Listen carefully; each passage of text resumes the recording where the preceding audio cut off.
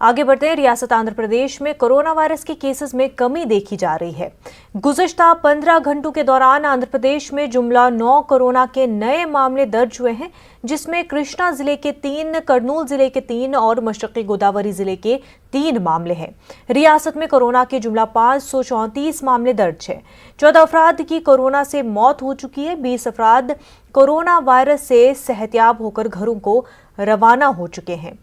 हुकूमत ने social distancing maintain करने की अवाम से अपील की है। अब हर जिले में रोजाना 4000 अफराद का रैंडम टेस्ट किया जाएगा।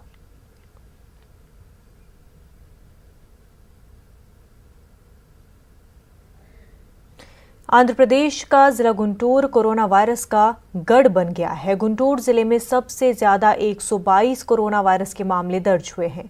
गुंटूर जिले में कोरोना वायरस से मरने वाले की तादाद 6 हो गई है, जिसमें गुंटूर शहर के 4, नरसरावपेटा और दाचेपल्ली के एक शख्स शामिल है। कल गुंटूर में 1200 अफराद का ब्लड टेस्ट किया गया था। कई इलाकों को कंटेनमेंट डिक्लेयर किया गया। रेड जोन इलाकों में कर्फ्यू नाफिज कर दिया गया है और कई मकामात पर कंट्रोल रूम कायम किया गया है।